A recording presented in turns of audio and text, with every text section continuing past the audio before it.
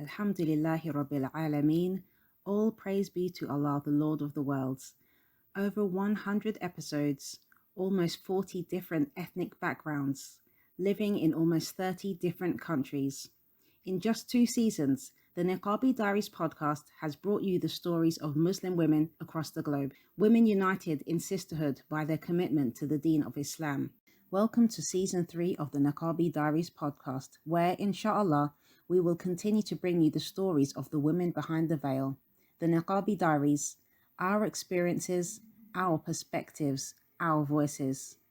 I'm your host, Samar, and thank you for listening. Please don't forget to like, share, and subscribe. Assalamu alaikum wa rahmatullahi wa barakatuh. This is season 3 of the Niqabi Diaries, and alhamdulillah, we have another sister with us today, Sister Shariifah. Sister, could you introduce yourself for the listeners and tell us a bit about what you do, inshallah? My name is Shariifah Yunus Olokodano. I am from Nigeria. I live in Lagos. I'm a culinary artist, instructor, and the lead formulator at Shariifahs Delights. We produce 100% natural spice mix that replaces the usual bouillon, MSG bouillon cubes.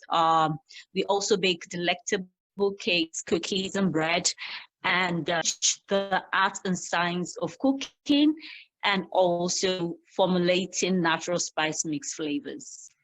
I work in Lagos. I have 5 children, and yeah, that's it. MashaAllah, MashaAllah, alhamdulillah. So, sister, could you give us a little bit of information on your Islamic background and tell us how you came to be wearing the niqab, inshallah? Okay, so I was raised to know that I was Muslim, but not with the tenets of Islam. We didn't know anything about Islam. We didn't used to pray. Our parents were quite laid back when it came to religion. So, in fact, I think the first time I heard about the hijab, I was probably 19 years old or something. I didn't know what the hijab meant. I didn't used to pray and all. So when I was 18, or before I was 18, I went to live with my mom. My parents are separated, divorced. And she was a Christian, is a Christian. And then when I went to her, she wanted me to practice a religion, and I wasn't going to take that. It wasn't like I knew much about Islam, but I was raised knowing I was Muslim, and then I was very close to my siblings, my father's side, and I want to have a religion different from theirs. So I had a very, very tough time with my mom, especially because I didn't know much about Islam. I didn't really used to pray. So she couldn't understand why I refused Christianity, especially because I wasn't much of a Muslim. But all I knew was La ilaha illallah Muhammad Rasulullah. And I think I probably knew 3 surah or 2 surah then, and I tried to pray, but I wasn't just used to it. It became a very terrible thing. There were a lot of physical, emotional, mental abuse in trying to force me towards Christianity, and then it really went out of hand. One day I walked away. I went to the police station and said I couldn't cope with the mental, physical abuse anymore. And I wanted to just, I wished I could commit suicide at that time, because there was just nothing for me anywhere, and I really didn't know anyone who would help me. But I'd met some people who were practicing the religion, and they were very nice to me. So I went to the police station and said, I left at home myself, nobody kidnapped me. And I was fortunate to get some students at a medical school. They allowed me to stay with them in their room. And so that was how my Islam really started. It was very tough. And I became more aware. I started praying more. I lived by myself for close to 7 years, from that 18 to like 24 or 5. I would live in different people's homes for a certain time. I absolutely didn't have any parents. My mom didn't want to have anything to do with me again because I refused Christianity. My dad has accepted from her that I should do whatever she wants me to do. So I didn't even have the opportunity to go back to my Muslim father because she has told my mom to do whatever she wanted with me. So I was alone, living in different people's homes. I got admission into the Polytechnic, and then during the holidays, it's really very tough for me, nowhere to go. But I'll get some friends who would invite me here and there. And till I got a family that kind of like took me in, and I lived with them till I got married. So Islam was very tough for me. He came in very extreme difficulty, extreme physical and mental abuse. And but I met the most wonderful people. And every time they speak to me, they would tell me that your mom would remain your mother, and that I had to make peace with her despite the things that she did.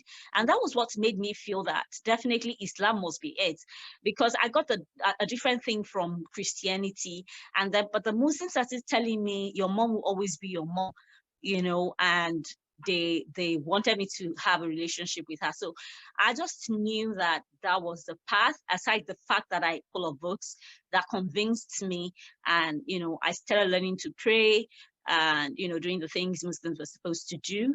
And I absolutely fell in love with Islam. I wanted to wear the niqab because I read about the women of the past, and I was in love with them. I wanted to do everything they did, and one of the things I knew they did was the word niqab, and I just wanted to be them. Along the line, I had another a relationship with my dad. We weren't very close, but at least it gave me the opportunity to see my siblings from my dad's side. We are close. And he didn't mind me wearing the hijab, or he didn't want me to wear the niqab. So I would wear it, and when I get close home, I would remove it. And before I got married, I made sure that whoever I was going to marry was game with the niqab. It was something I really hoped I was going to pick up. And fortunately, I had a way I asked to know that this guy would allow me to use the niqab, and he liked it. So when I got married, I didn't pick it up till I had my first child. So when she was 6 months, we left Nigeria to Ghana, and I just decided to pick it up at that time. There was some kind of, when I got married, I went a little bit down on how I dressed. I wasn't wearing the right kind of hijab anymore. And then I was trying to please my mom again. Please, I just decided, you know what, I'm just going straight to the niqab. So when we left Nigeria, I just decided that as we moved to a new place, I want people to know me with my niqab. That was about 17 years ago. And so I just picked up the niqab, and I never stopped since then. Alhamdulillah, alhamdulillah, mashallah. What an amazing story, subhanallah. Really, you've been through so many things. Allah Akbar. Mashallah, Allah Mubarak. So you mentioned that when you wanted to get married, you had a way that you wanted to find out from your husband if the niqab would be okay with him. So is there anything specific that you asked him, just for sisters who might be in a similar situation? Okay. So we're asking questions about ourselves. He wanted to know about me. I wanted to know about him. So I asked him that I hope he was not one of those men who believe that their women should cover their face and wear the niqab. I said that to make him feel that I wasn't interested in wearing the niqab. And he kept quiet for a while, and then he said, well, he doesn't believe that the niqab is compulsory, but he would love his wife to wear the niqab. But if she doesn't want to wear it, since he believed it's not compulsory, there's no problem. But if he were to choose, he would prefer his wife. He would love his wife to wear the niqab. But if he doesn't want to wear it, it's the same thing for him. That's okay. And because he thought I didn't want the niqab, and he told me that it was his preference, I knew that that was good for me too. So until later on, when we got married, and I told him that it was a trick question. I wanted to know what his real view about the niqab was, and if he wasn't going to allow me to wear it, I was not going to marry him. Mashallah. Okay, mashallah. So apart from that, have you ever faced any kind of abuse for wearing the niqab? Yes. Yes, too many to mention. I've been called names. I've had so many of them, but I would mention a particular one that became viral because I wrote about it some years ago. I think about 4 years ago. So I went for a program. It's an entrepreneur program, kind of like where we went somewhere to sell. It was organized by the government. So I and a sister went to approach a lady because we wanted to have a fair, and we're told that she builds the tent that is used for selling. So the sister and I went to meet this lady, and as I got to her, I said hello or good afternoon or something. And the next thing she did was to flip up my niqab in public. Wow. And I was shocked. I was shocked. I quickly put it back, and I asked her why would she do that? And then she just hissed and walked away. And I went after her and I told her she must apologize for what she did. And then she went all bossy and important on me. So I was crying, and then people asked me what happened. I told them, and it was the height for me because during that period, I've had series of abuses. I've had somebody threaten to remove my dress, remove my niqab, because they had problems with on the road, something like a road rage, where they hit my car, and my husband came out, I came out, and the next thing was to attack me, that she was going to remove my dress, and a whole sort of things that happened around that period. And so that woman lifting up my niqab was just the height. I just broke down, and I started crying really bad. And then I went to report to the authorities, and they told me that she's not that kind of person. She's a good woman. Wow. That she was probably just scared of me because she thought I was a terrorist. Wow. You can imagine that. And I looked at them. I'm like, so I could go somewhere, pull somebody's pants down, and I would say because I was scared the person was a terrorist or what. And so I just went somewhere and I made dua. I said, oh Allah. And so they told me that she had left the place, that if she hadn't left, they are sure she was going to come to apologize. But I knew they were just covering up for her. So I went somewhere and I made dua. I said, oh Allah, if you want me to deal with this issue, please let that woman, wherever she is, bring her back to where I am and let her do something close to that. But if you want me to leave this issue, let her indeed be gone, and I will go home and try to find comfort that this is for the sake of Allah. So was not more than 5 minutes later, I went to meet a lady. So the lady was asking me, what happened, Haja? So I told her, as I was saying it, that woman came and she was like, you're a liar, that she didn't lift up my niqab. And I was like, say what? So I knew, because she came just about 5 minutes after I made that dua. So I knew that definitely this is a sign for me to do whatever I think is right. And she was like, it's a lie, she didn't do that. And I looked at her and said, you did this. She just said, oh, she should warn me that she has people in high places, and that her family are on the seats, meaning that she has family who are probably lawyers and judges and stuff like that. She knew how to deal with me. And I looked at her and I told her that, well, I don't have a family on the chair, but I have my Lord who is on the throne, and he will deal with you. That if I lied against you, then, so I left that place, and then I love to write too. So I wrote about it. I didn't mention her name, but described, I mentioned what she does. I mentioned where I went for the fair, the location, without mentioning her name. And then I made a cost. I said, if I lied against her, then may this happen. But if she lied against me, then may this happen. But I wanted the world to know how we are being treated because we choose to serve our Lord and because we choose to be modest. And it went viral. I got calls from different parts of the world, people saying that they supported me, even people who were non-Muslims. But I got really negative things from Muslims too, who were supposed to understand the deen. They were like, it's my fault. I should have stayed in my house. That if I was in my house, nobody was take up my niqab. So it was backlash both ways. But there were more supports, and some journalists made investigation. They knew who the person was. So they took her name and posted it on blogs, and it became really a very terrible case. And at that time, I got the deputy governor and commissioners, they called me. The commissioner called first and threatened me. He said he was a Muslim and he doesn't understand the nonsense I was doing, you know. And then my husband took the phone from me and really said really hard things to him. Who the hell you are, you know, that kind of thing. And then I got the deputy governor called me too, and he was, you know, very political about it. Anyway, the case died down, but he left me extremely in a very bad mental state. I became very panicky. I had anxiety. And I had night terrors. I would sleep, and then if you called me at that time or you wake me up, I would wake up startled and scared, and I was scared to go out till, you know, I wanted to take up the case.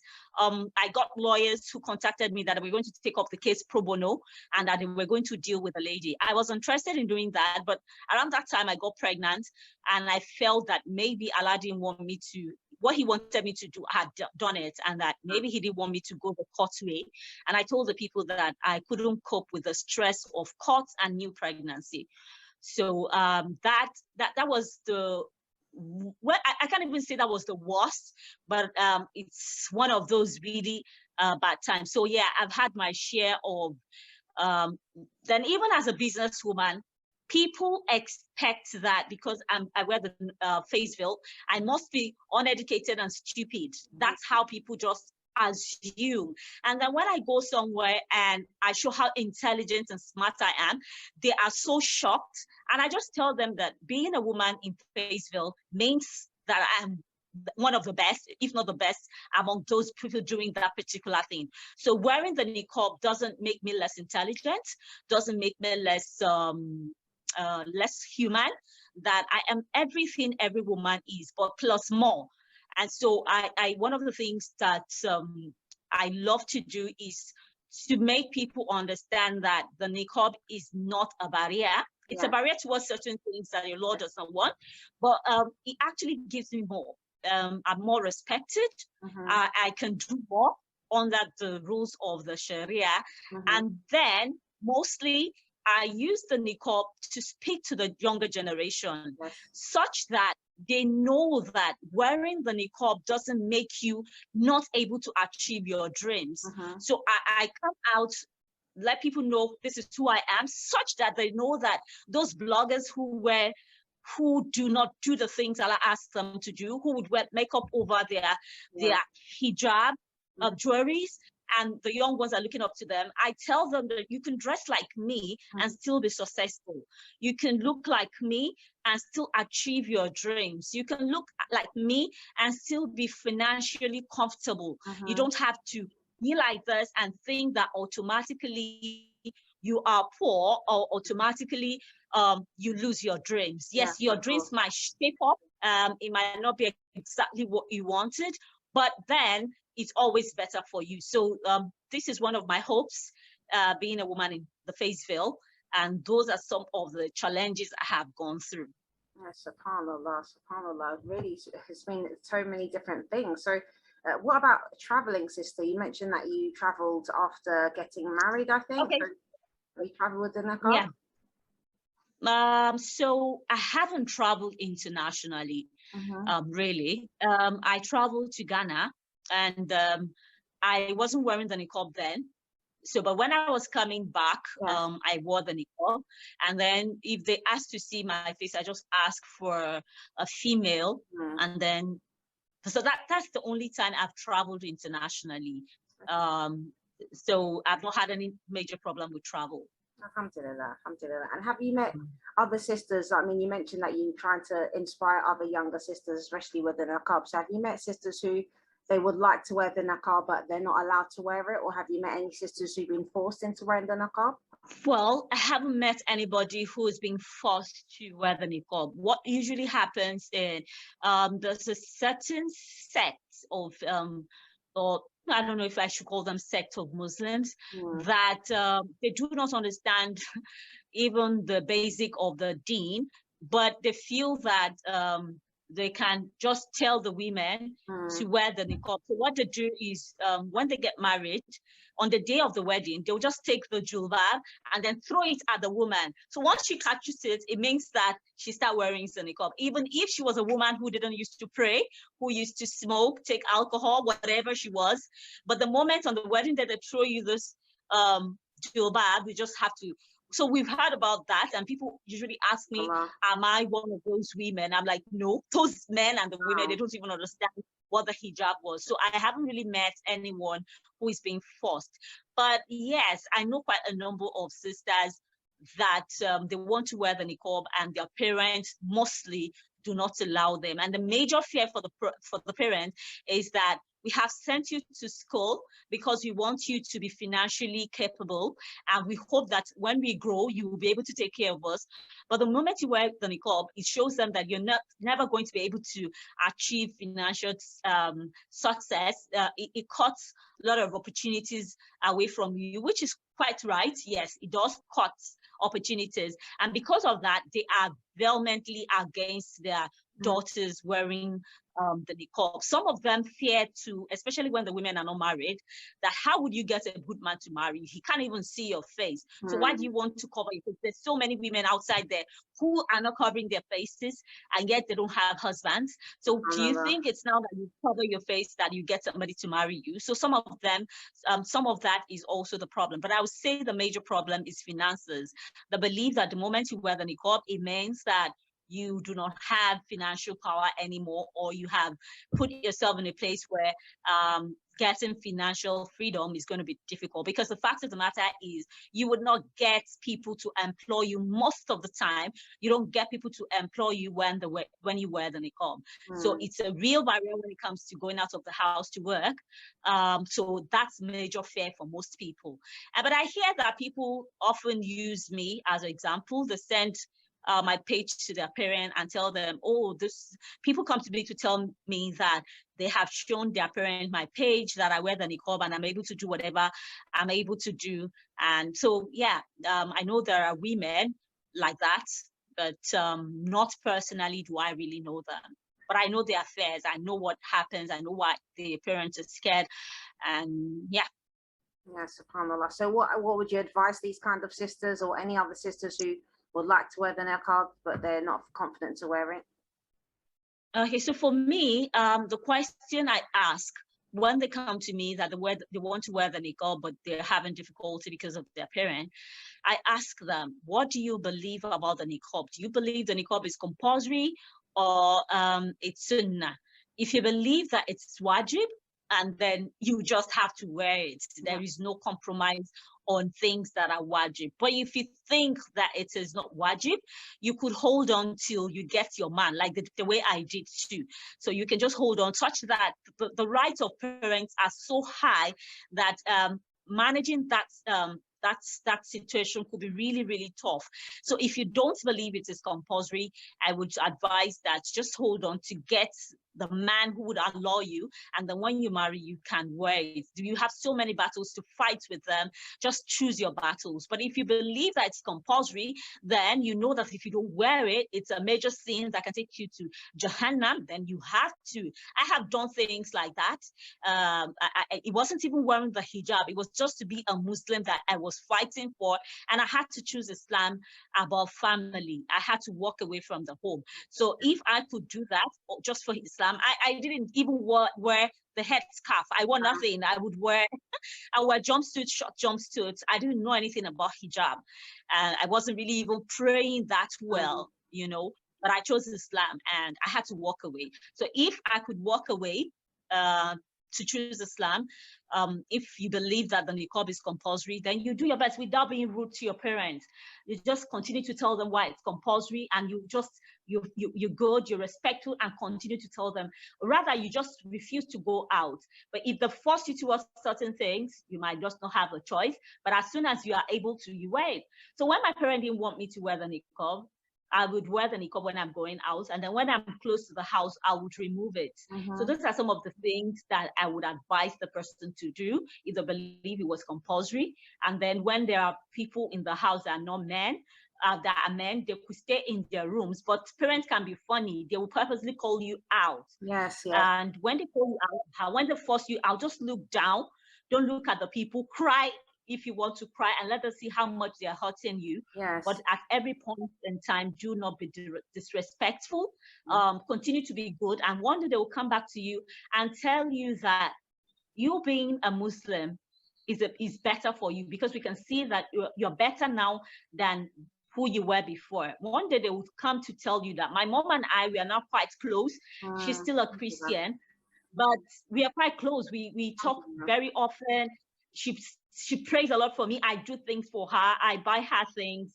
I take care of her, you know. And so here I am. And now she introduced me proudly to her people and say, that's my friend, that's my daughter, Eleha. Eleha is used to call women who wear the niqab in the Yoruba dialect. So she would proudly introduce me, that's my daughter, Eleha. You understand? This is a woman who didn't even allow me to do my religion. So at the end of the day, they would come down. It's just the fight that you would fight. And we have women who had fought those wars in the past. Okay, alhamdulillah. Yeah. So I would like to, inshallah, just like talk about your business a little bit. I was really impressed with your Instagram account, and mashallah, I'll be honest with you, when I reached out to you, I wasn't expecting that you'd even reply, because mashallah, you look like somebody who's very busy. So, you know, alhamdulillah, jazakallah khair for agreeing to do this interview. So can you tell the listeners about your business? How did you get started? What was, you know, what was your kind of drive and inspiration behind it? Okay, so as a child, I was a picky eater. And so I didn't like eating. I gave my parents really tough time. And because I didn't eat, I had very low immunity, which meant that I got ill every single month. So much so that people believed that I had the sickle cell, because I was always ill, and I was very slim, smallish, very smallish for my age. And so I was always like that. I took different kind of food supplements that would make me eat, but I never just liked eating. So I was a very ill child and ill young adult. So when I got married, was still the same thing. And I had more, you know, when a woman gets pregnant, brings down your immunity. Yes. So I was fighting more. I was still ill. In fact, I had high risk pregnancies. So after my third child, I was tired. So my kids, when I had my kids, they were ill as I was, you know. And the family doctor said he suspected that we had a T-cell malfunction, and that he feels my children inherited it because their immunity was just terrible, you know, and they were getting too ill, like really ill. They would spend 10 days on hospital admission, 21 days on hospital admission. It was really very bad.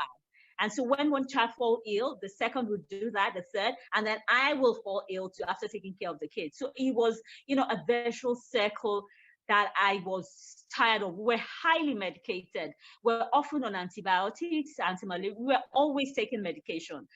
And so I just got to a stage, I was tired. I was really fed up. Around that same time, I was known more as a baker. But I cooked too. In fact, I trained people how to cook, but I didn't get businesses. People would not come to me that I should cook for them. They just tell me to bake. And then when I'm trying to tell them, oh, I can also cook, nobody listens. So it was around that time I started thinking I needed to do something different from what every other person was doing. Every other person cooks. And so by accident, I got introduced to herbs. Somebody just gave me some herbs and spices and said, somebody gifted her. She doesn't know how to use it. And she knows that I love experimenting. So she gave them to me. And then I started experimenting on them and using them. Just around that time too, you know, I was tired of how we were getting ill. So I decided, you know what? I want to go natural. I want to be less medicated. I don't want to use anything that has names I do not understand. If I cannot eat it, it's not going on my skin. If I cannot tell what this is, it's not going into my mouth, my skin, my hair. And so we went natural. We started taking more vegetables and fruits. So when my children have infection, I just try to allow the body to fight the infection and build its own immunity. And then So I stopped seasoning cubes that has MSG and started using the spices and herbs. And like a miracle, we started getting less medicated. The need to go to the hospital started reducing. And I saw that we started getting healthier. And, you know, people were very known in the hospital. And it became a very shocking thing that we weren't going to the hospitals the way we were. And, you know, people would ask me, what's happening? You've not been coming to the hospital. We were customers in the hospital. It was very embarrassing for us, but we were customers in the hospital. We were known. You know, with my third child, I was in the hospital for 5 months while I was pregnant with her. 5 months. I got there when I was like 2 months pregnant, and I left after I had her at 7 months plus. I always had very high risk pregnancies. So I was just like, I needed to do better. I need to stop this thing. I'm tired of the hospital. I'm tired of my kids. And I saw that when we became very careful about what we ate, I would check labels. I stopped taking canned food. I stopped buying the regular body care cream. I started making my body cream myself. I was just taking anything that was natural. One of my kids had, I think, chicken pox. I decided I wasn't going to the hospital. I just told her that she needed to stay alone.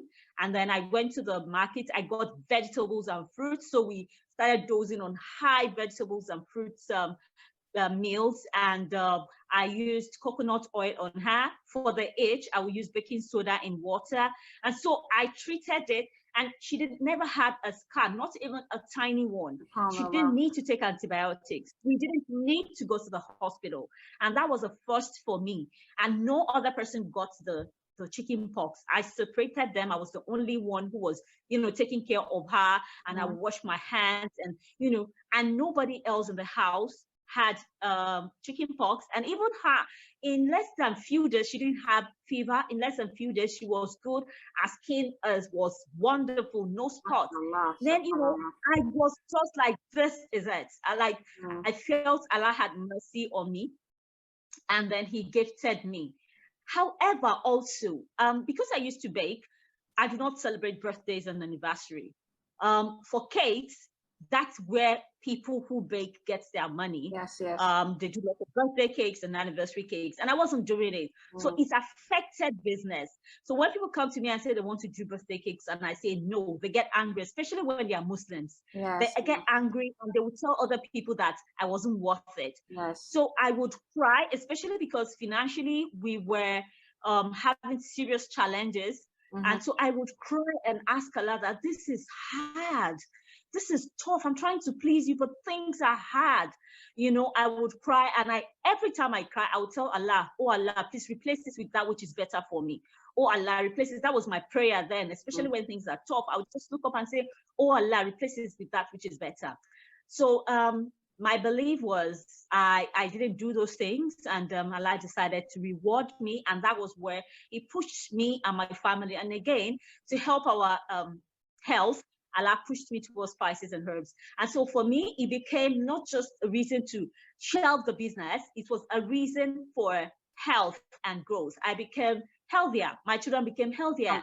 I rarely needed to go to the hospital anymore. And so it was life for us. It gave us new life. I had some other challenges that I didn't discover till 2022. But when it comes to going to the hospital because of immunity, it was almost like we didn't have it anymore. My kids became healthy. We didn't need to go to the hospital anymore. We very, very rarely. I started, the last time I was ill, the last time I was majorly ill was 2021.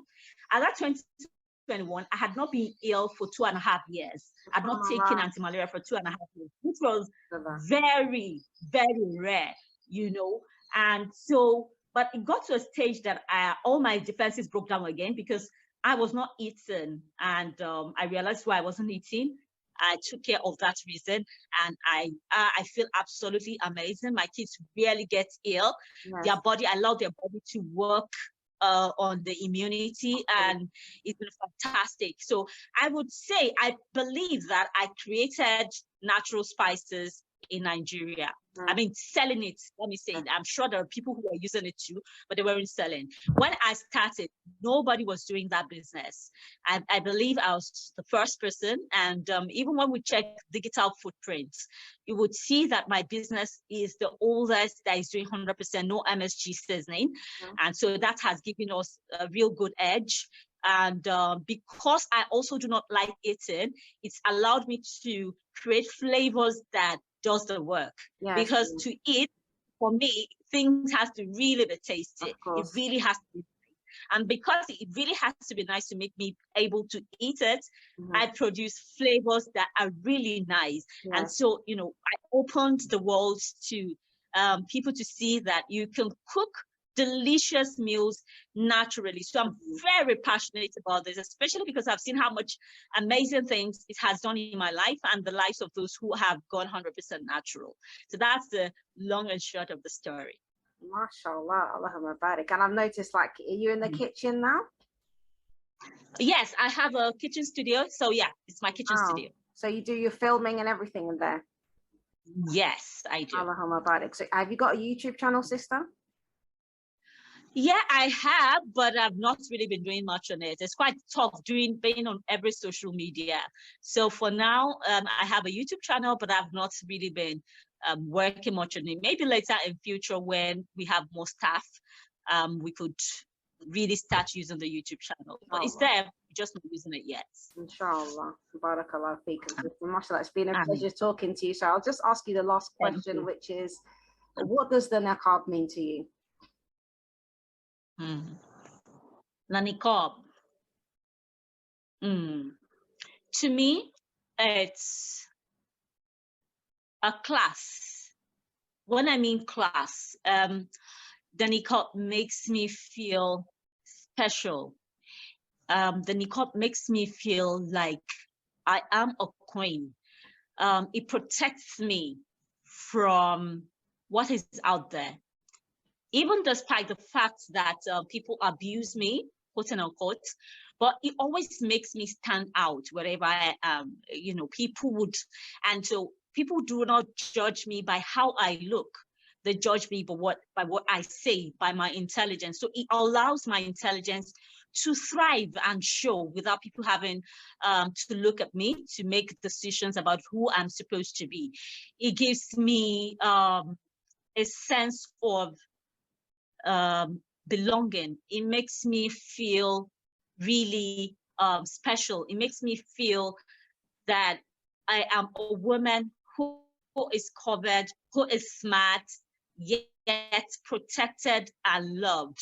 So it makes me feel like a woman. I think that's it. It makes me feel like a woman and righteous women, women that there are enough for us to look after. It makes me feel happy that I'm kind of like connected to them. So my favorite Sahabiya is Sulaim, Sahla bin Milham. And one of the things I hope I pray for is that when we get to Jannah, I would tell her that one of the reasons I wear the niqab is because I wanted to emulate her lifestyle. And I hope it makes us very good friends in Jannah, inshallah. So the niqab for me, it can be tough. Sometimes I would think about it that what would have happened if I didn't wear the niqab. I see what I can see what has cut from my life, that sometimes I wish that I just didn't wear the niqab, especially when I'm trying to get something and it's so difficult. I know why it's difficult. It's because of my niqab.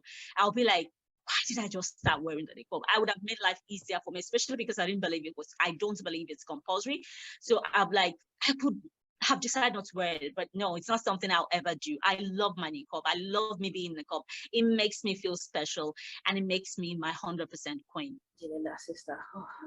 Allahumma barik, sister. Barakallah feekum. Thank you so much for taking part in this interview today and having patience with me and my continued interruptions. Alhamdulillah. But yes, I'm sure that the sisters will be really inspired from your story, mashallah. Alhamdulillah. Jazakallah khairan for having me and giving me the honor. Jazakallah khair, sister. Assalamu alaikum wa rahmatullahi wa barakatuh. Wa alaikum assalam wa rahmatullahi wa barakatuh.